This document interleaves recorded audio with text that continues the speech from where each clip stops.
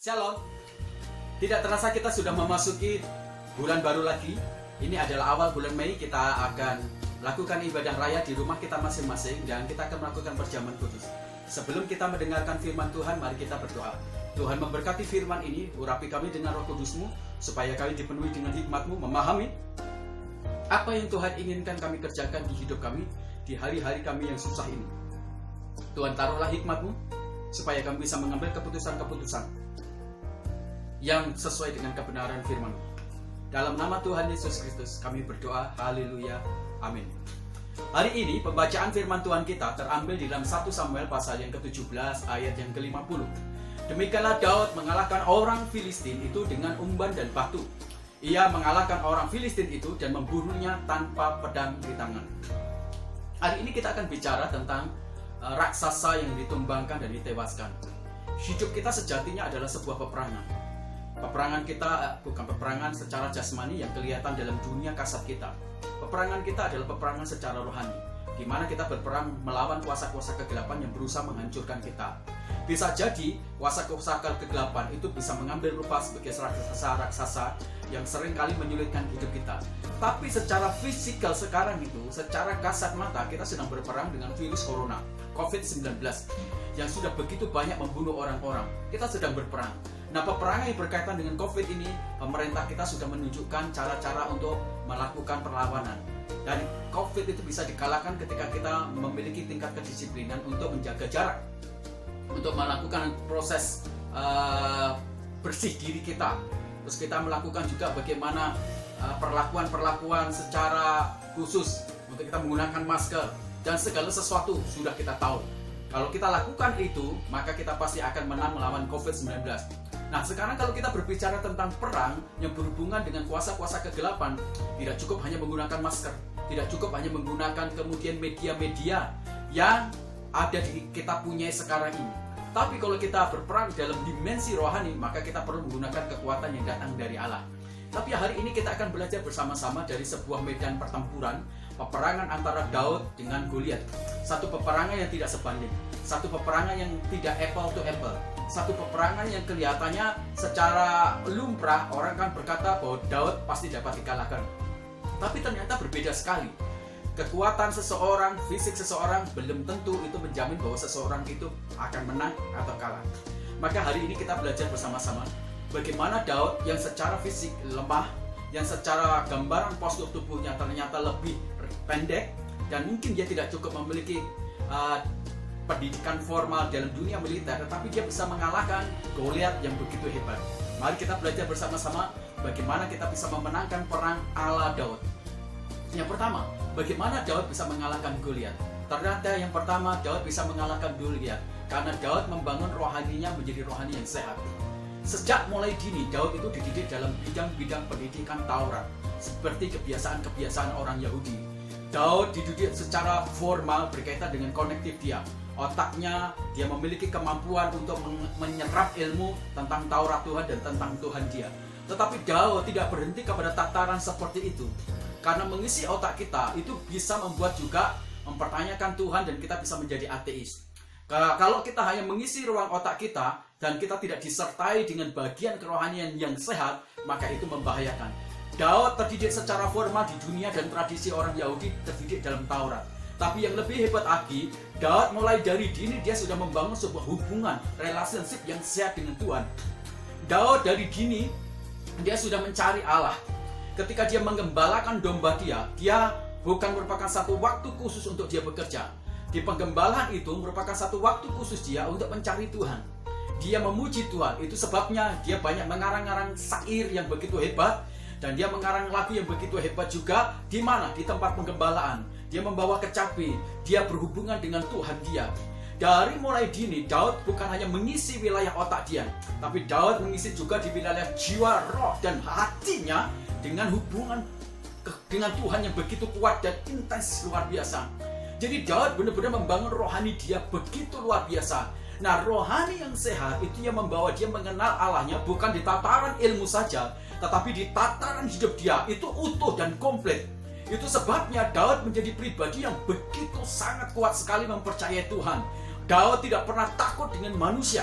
Daud tidak pernah takut dengan tantangan. Daud hanya takut kepada Tuhan. Pada waktu dia pergi menjumpai kakaknya, dia mendengar bagaimana Goliat mempermalukan Tuhan, mengejek Tuhan dan mengejek bangsa Israel. Maka Daud mengalami rasa marah kudus luar biasa. Siapa bangsa yang tidak bersunat ini, yang menghina Allah kita, Allah yang kudus, Allah yang suci, Allah yang hebat, yang luar biasa? Siapa bangsa yang bersunat, yang tak bersunat ini, yang mengejek, meremehkan Allah? Daud menjadi marah kudus luar biasa. Dan kemarahan itu tidak ditentukan karena perasaan emosi dia, tetapi karena Allah yang dia junjung, Allah yang dia cintai. Itu yang membuat dia menjadi marah luar biasa. Kerohaniannya yang sehat itu yang membuat dia tidak suka Allah dia itu dipermalukan. Dan bukan hanya itu, kerohaniannya yang sehat itu yang membuat dia memiliki tingkat keberanian. Dia berkata, aku akan hadapi dia, aku akan kalahkan dia. Dia pergi kepada Raja Saul, dia katakan, izinkan aku berperang dengan orang itu, aku akan kalahkan dia. Dan itu luar biasa. Ketika seseorang memiliki rohani yang sehat, maka orang itu tidak akan suka Allahnya itu dipermalukan, tidak suka Allahnya itu dinajiskan, tidak suka Allah itu diremehkan. Dia akan berusaha membela diri sedemikian rupa. Dan bukan hanya itu, tidak ada rasa takut sedikit pun kepada sebuah tantangan. Tidak ada takut sedikit pun dalam hidup dia kepada manusia. Dia hanya punya satu rasa takut, yaitu kepada Allah itu saja. Dan Daud begitu luar biasa takut kepada Tuhan. Dan rasa takut kepada Tuhan itu yang memberikan energi keberanian yang luar biasa kepada Daud. Jadi Daud memiliki tingkat kerohanian yang sehat yang luar biasa. Cara pandangnya kepada Allah begitu benar. Cara pandangnya kepada orang-orang yang mengejek itu yang membuat dia menjadi marah kudus luar biasa.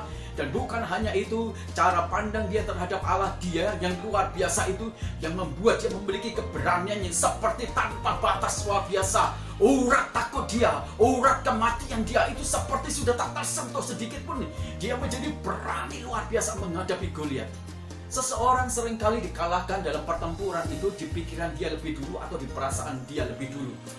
Ketika Goliat muncul dan orang-orang Israel menghadapi ketakutan yang luar biasa, tentara-tentara yang begitu banyak, mereka yang telah memenangkan pertandingan di beberapa hari itu, begitu mendengar ada Goliat dan mereka melihat postur Goliat belum bertempar, mata mereka melihat, pikiran mereka kemudian menelaah, menyimpan, dan hati mereka kemudian mulai menyimpan sesuatu yang buruk. Mereka takut.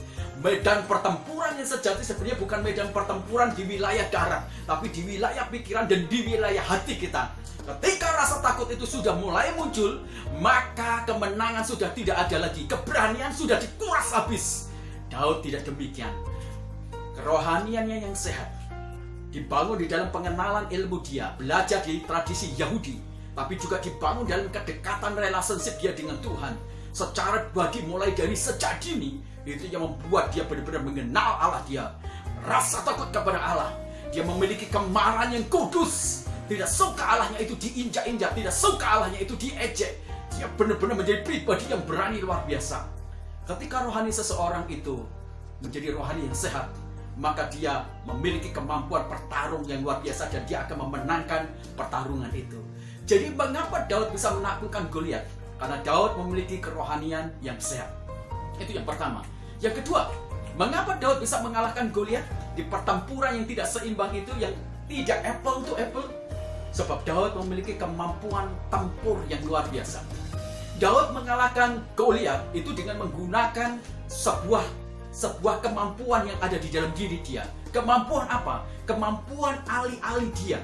Nah, kemampuan alih-alih itu berkaitan dengan kemampuan motorik. Kalau kita bicara tentang kemampuan, di sana ada kemampuan motorik, ada kemampuan konektif, ada kemampuan konektif yang berhubungan dengan kecerdasan, ada keahlian matematika, fisika, dan kimia, ada kemampuan sosial, ada kemampuan juga di linguistik, di sana ada bahasa, ada juga kemampuan di bidang seni, ada semuanya di situ.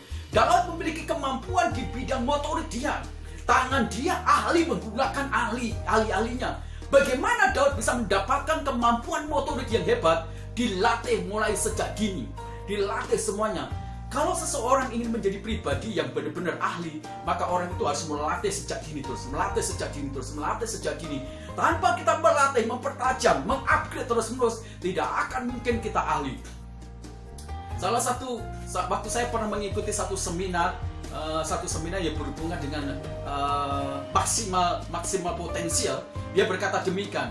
Setiap hari 1 jam kita membaca buku yang berhubungan dengan motivasi selama 1 tahun atau 5 tahun, maka kita sudah bisa menjadi orang yang ahli tentang buku motivator itu sendiri. Nah, demikian juga ketika Daud menjadi seorang yang ahli memainkan alih-alih, kemampuan motorik dia itu dilatih semenjak dini. Jadi bagaimana kita melatih dari mulai dini kita, itu yang menentukan kesuksesan kita. Bagaimana kita melatih diri kita sedemikian tekun, sedemikian lama, dan tidak pernah mengenal rasa untuk tidak berlatih, maka itu yang menentukan kemenangan dalam hidup kita. Dan itu yang membuat kita semuanya memiliki kemampuan yang hebat luar biasa. Ketika Daud dari dini melatih alih-alih dia, melatih motorik tangan dia, apa yang terjadi? Daud menjadi begitu cakap, menjadi begitu ahli dengan alih-alih itu sendiri. Dalam Mazmur dia berkata, Tuhan, Engkau yang melatih tanganku menggunakan pedang-pedang, sampai akhirnya aku menjadi orang yang ahli pedang. Dan untuk bisa menjadi ahli pedang itu harus dilatih. Daya tempur Daud itu dilatih sejak kecil. Kenapa Daud melatih motorik dia untuk berperang? Ketika Daud menggembalakan domba, dia selalu berhadapan dengan binatang-binatang buas. Dia selalu berhadapan dengan ancaman-ancaman terhadap diri dia dan ancaman terhadap nyawa dari domba dia. Maka Daud melatih dari mulai kecil.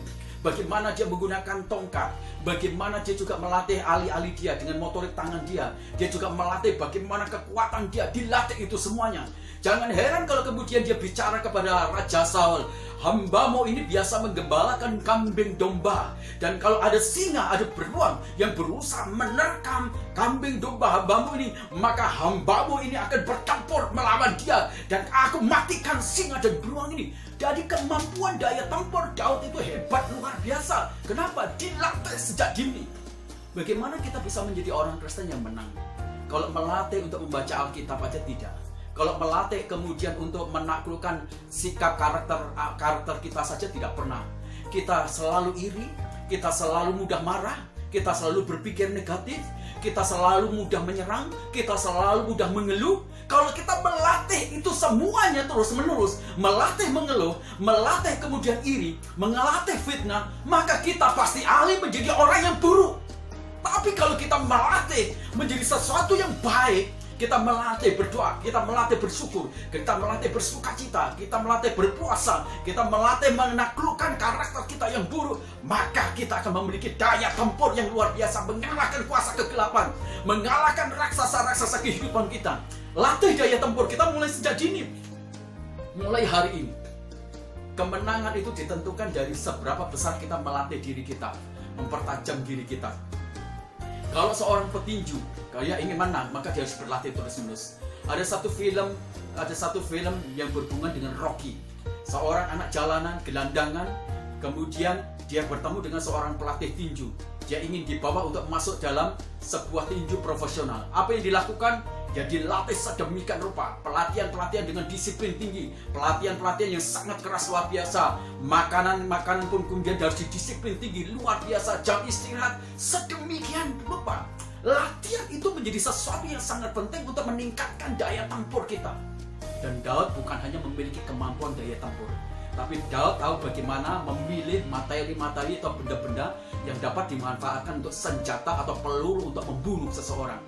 Daud ketika dia berperang dengan Goliat, dia menggunakan alih-alih dia yang sudah dia pakai berlama, yang sudah pakai berkali-kali untuk melakukan perang dengan binatang-binatang buas. Tapi Daud bukan hanya ahli menggunakan alih-alih, tapi dia ahli juga memilih batu-batu yang sangat penting untuk mencapai tujuan kemenangan dia. Apa yang dilakukan oleh Daud? Dia pergi ke sungai, dia mengambil batu. Ingat, batu yang diambil Daud bukanlah batu sembarangan. Batu yang diambil Daud adalah satu batu yang licin dan tajam.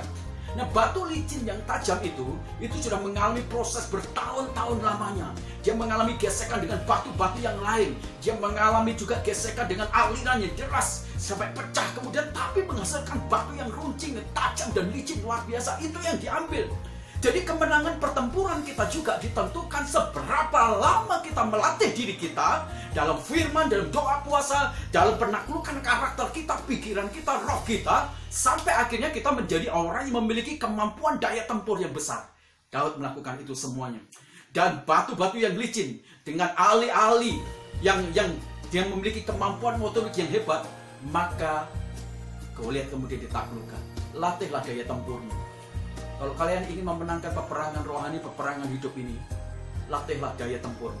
Baca firman Tuhan rutin, dan dengan tekun. Berdoa puasa. Kendalikan karakter pikiranmu. Jadilah orang-orang yang benar-benar mempraktekkan firman Tuhan.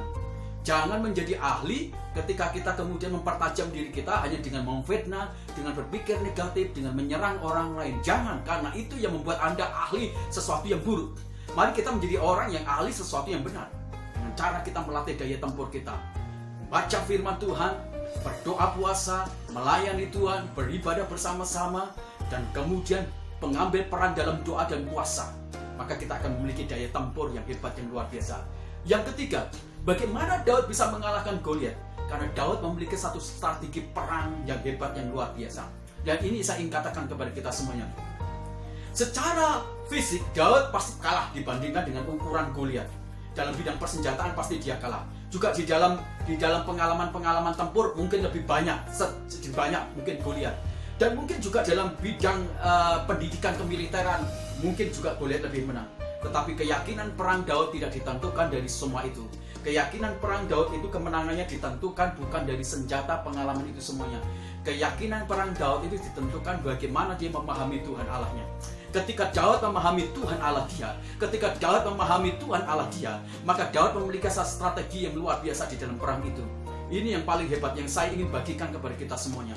Daud tahu bahwa setiap peperangan di bangsa-bangsa pada zaman dia itu selalu berhubungan dengan Tuhan atau dewa-dewa mereka semuanya. Jadi orang itu berperang bukan hanya berhubungan dengan dunia fisik dia, dunia senjata atau pelatihan-pelatihan atau pengalaman-pengalaman, tapi juga berhubungan dengan Allah yang mereka sembah, ilah yang mereka sembah atau dewa yang mereka sembah. Dan Daud tahu itu semuanya. Jadi pada waktu Daud berperang dengan Goliat, strategi perang dia adalah strategi perang melibatkan Tuhan. Strategi perang dia adalah strategi perang yang bagaimana mendatangkan Tuhan itu hadir di dalam peperangan dia. Nah, pada waktu Daud dia berperang, dia tahu dalam sudut pandang jasmani sudah pasti mungkin dia kalah. Tetapi Daud memiliki ekstra kecerdasan rohani yang luar biasa. Apa itu? Dia memahami tentang apa yang dinamakan episdemin. Episdemin itu adalah the blunder of the good God. Episdemin itu adalah satu wilayah tapal batas Tuhan. Daud dia benar-benar pergi membawa ahli-ahli dia kemudian menjumpai, tapi dia memprovokasi Goliat yang ada di atas bukit itu, supaya Goliat itu turun dan mendatangi dia. Dan benar, Goliat itu kemudian turun dari bukit dengan didampingi oleh bujang yang membawa tombak dia yang begitu besar dan perisainya. Goliat itu turun menjumpai Daud. Daud kemudian mulai juga mendekat. Tapi ingat, turunnya Goliat itu dia memasuki wilayah tapal batas dari Allah Tuhan. Wilayah tapal batas dari Tuhannya Daud. Itu yang dinamakan dengan episdemin. Wilayah tapal batasnya Tuhan. Di mana Daud berdiri, wilayah yang diduduki oleh Daud, wilayah yang berdirinya Daud, itu adalah wilayah tapal batasnya Tuhan. Jadi ketika Goliat itu dia turun menjumpai Daud, dia sudah berada di wilayah tapal batasnya Tuhan. Jadi kekuatan Allah pelindung dari Goliat sudah ditaklukkan. Kekuatan wilayah perlindungan dari Goliat sudah tidak ada lagi. Sekalipun kelihatannya Goliat memakai baju sirah yang begitu berat, dia memakai perisai, dia memakai tombak, tapi sejatinya Goliat sudah kalah lebih dulu ketika dia masuk terprovokasi oleh strategi perang dari Daud, masuk di wilayah tapal batas Tuhan, masuk di wilayah episdemin Tuhan. Jadi sebenarnya Goliat sudah kalah ketika dia masuk di wilayah tapal batas Tuhan. Dan inilah strategi Daud yang sangat jitu. Dia membawa masalah ke hadirat Tuhan. Dia membawa masalah dalam kekuatan Tuhan. Dia membawa lawan dan musuh dia di wilayah Tuhan. Jadi dilucutin kekuatan lawan itu, dilucutin kekuatan raksasa itu, dilucutin kemudian musuhnya, sampai akhirnya mereka sudah kiat lebih dulu, mereka sudah takluk lebih dulu. Inilah strategi perang yang luar biasa. Bapak Ibu, kalau hari-hari ini punya masalah, bawa masalah itu turun masuk di episdemin Tuhan. Bawa pergumulan, bawa segala sesuatu yang membuat kita seperti berada dalam sisi takut, bawa itu semuanya turun di hadapan episdemin Tuhan. Dia sudah ditaklukkan, dia sudah dikalahkan. Ini yang luar biasa. Daud melakukan peperangan yang hebat, yang luar biasa. Kalau akhirnya Daud menggunakan alih-alih dan kemudian Goliat itu akhirnya mati, itu adalah proses finishing. Itu adalah proses akhir yang akhirnya Daud menutup proses kekalahan dalam dunia rohani itu, ditutup proses kekalahannya dalam dunia real, mati. Itu Goliat. Nah, ini luar biasa. Jadi kita butuh strategi-strategi perang ketika kita melakukan peperangan dalam hidup kita semuanya. Di Cina ada film-film yang luar biasa yang berhubungan dengan strategi perang. Ada strategi perang kura-kura yang luar biasa. Itu luar biasa, hebat sekali. Itu ditonton dan itu menyegarkan. Bagaimana di posa perang jumlah tentara sedikit, persenjataannya barat banyak, dan musuh yang begitu kuat sekali. Tapi sebuah kerajaan dia memiliki orang yang berhikmat luar biasa. Dia pakai strategi perang kura-kura. Sampai akhirnya itu tentara yang besar dan kerajaan yang kuat itu ditaklukkan dan dikalahkan. Strategi perang kita adalah kita melibatkan Tuhan masuk di dalam peperangan kita. Sama seperti Daud. Goliat diprovokasi untuk turun masuk dalam episdemin Tuhan, dan di sana dia ditaklukkan oleh kekuatan Tuhan. Dilucutin ala-ala pelindung dia, sehingga Goliat tidak memiliki perlindungan.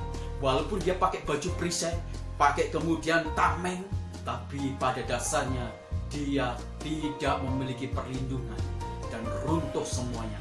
Maka betul, ketika alih-alih dalam keahlian motoriknya Daud bersama batu yang telah terpilih oleh Daud, itu kemudian menjadi sesuatu yang mempertajam, bersifat finishing, mengalahkan Goliat. Itu yang luar biasa. Saya berdoa kita semuanya benar-benar menerapkan prinsip-prinsip bagaimana Daud mengalahkan Goliat. Dan yang terakhir, Daud sadar bahwa ketika dia berperang lewat Goliat ini, dia melibatkan Roh Allah. Roh Allah itu menjadi satu unsur yang sangat penting dalam hidup kita. Ada satu firman Tuhan katakan, bukan oleh kuat, bukan oleh gagah, tapi rohku, kata Tuhan. Ini menjadi satu prinsip bagi kita semuanya. Kita ini bukan apa-apa. Kepintaran kita bukan apa-apa. COVID-19 ini membuat para dokter, orang-orang pintar, siapapun juga mereka angkat tangan. Kolek luar biasa. Nah, kita perlu kemudian bergantung sama Tuhan. Orang-orang mulai menyadari di COVID-19 ini, mereka mulai mencari Tuhan, mereka mulai bergantung. Tuhan, hanya Engkau. Kita perlu melibatkan Tuhan. Bukan roh kekuatan kita saja, tapi oleh roh Tuhan saja. Pada waktu Daud dipilih oleh Tuhan untuk menggantikan Raja Saul, maka Samuel mulai mengurapi dia dengan urapan tanduk. Dan begitu diurapi, maka Roh Allah mulai menyertai Daud semenjak itu. Bagaimana dengan Saul? Ketika Saul dia dipilih oleh Allah, diurapi juga oleh Samuel, dan kemudian Roh Allah itu menyertai. Tapi begitu Raja Saul mulai melawan Tuhan, maka Roh Allah tidak ada lagi di dalam hidup Raja Saul. Raja Saul berperang, tapi Roh Allah tidak ada. Raja Saul melakukan apapun juga, tapi Roh Allah tidak ada. Itu yang menyebabkan dia tidak mengalami kemenangan. Tapi ketika Daud dia diurapi oleh Allah, Daud benar-benar dikuasai oleh hadirat Tuhan. Roh Allah yang memberikan kemampuan perang yang hebat luar biasa. Roh Allah yang memberikan kemenangan luar biasa. Hari-hari ini kita butuh Tuhan. Maka carilah Tuhan. Jangan hanya kita cari duit, jangan hanya kita cari kemapanan di dunia ini. Kalau kau kaya, kekayaanmu tidak bisa menolong waktu kau mati. Kalau kau sakit kena COVID, kekayaanmu tidak bisa bayar. Kalau kau kaya punya segala sesuatu, nggak kau bawa itu mati. Tidak akan bisa. Yang bisa membawa adalah ketika kau punya tingkat kerohanian yang benar, ketika kau benar-benar dituntun, dibimbing oleh Roh Allah. Itu menjadi sesuatu yang sangat paten dalam hidup kita semua, tidak bisa diganggu-gugat. Mari kita menjadi pribadi yang menempatkan Roh Allah itu benar-benar menguasai, mendominasi hidup kita, sehingga kita mengalami kemenangan. Biarlah kebenaran firman Tuhan ini meneguhkan, menguatkan kita, lawan raksasa-raksasa kita, supaya kita semuanya benar-benar menaklukkannya, dan kita berkemenangan. Dengan cara bangun hidup rohani kita dengan secara sehat. Bangun kemampuan tempur kita. Kemudian miliki strategi perang untuk melibatkan Tuhan dalam peperangan itu, dan bawa musuh kita di wilayahnya epistemin Tuhan supaya ditaklukkan, dilucuti. Dan kemudian buat kita semuanya menjadi pribadi yang bergantung kepada Roh Kudus terus-menerus. Dan itu akan memberikan kekuatan bagi kita. Mari kita berdoa. Tuhan, terima kasih untuk firman-Mu. Sebentar lagi kami akan masuk dalam tubuh dan darah Tuhan. Tuhan, sucikan hati kami, perasaan kami, layakkan kami untuk mengambil tubuh dan darah Tuhan. Terima kasih ya Tuhan, biarlah kebenaran firman Tuhan itu menguatkan, meneguhkan kami. Dalam nama Tuhan Yesus Kristus kami berdoa. Haleluya. Amin.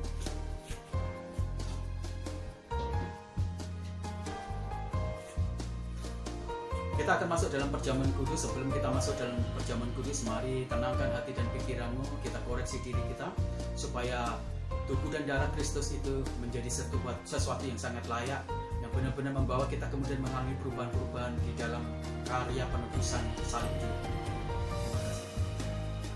Angkat roti di atas kepala kita sebagai tanda atas tubuh Kristus yang telah dipecah-pecahkannya, dirusak bagi kita semuanya. Dan dengarkan firman Tuhan. Sebab apa yang telah kuteruskan kepadamu telah aku terima dari Tuhan, yaitu bahwa Tuhan Yesus pada malam waktu ia diserahkan, mengambil roti dan sesudah itu ia mengucap syukur atasnya, ia memecah-mecahkannya dan berkata, inilah tubuhku yang diserahkan bagi kamu, perbuatlah ini menjadi peringatan akan aku. Makanlah di dalam nama Allah Bapa, Allah Anak, Allah Roh Kudus, di dalam nama Tuhan Yesus Kristus, makanlah.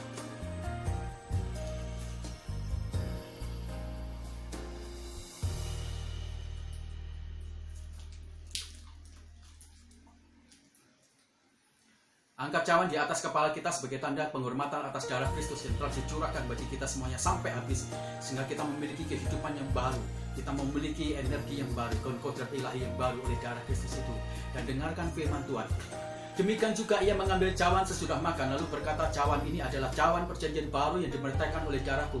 Perbuatlah ini setiap kali kamu meminumnya menjadi peringatan akan aku. Minumlah di dalam nama Allah Bapa, Allah Anak, Allah Roh Kudus, di dalam nama Tuhan Yesus Kristus. Minumlah. Mari kita mengangkat tangan, kita mengucap syukur. Terima kasih Tuhan untuk kematian-Mu, terima kasih Tuhan untuk salib-Mu, terima kasih untuk penebusan-Mu, terima kasih untuk karya-Mu yang hebat. Jikalau Engkau tidak mati bagi kami di atas kayu salib, dan jikalau Engkau tidak bangkit Tuhan di antara orang mati, kami tidak akan memiliki pengharapan keselamatan, kami tidak akan memiliki pengharapan pembenaran penebusan dalam Kristus Yesus.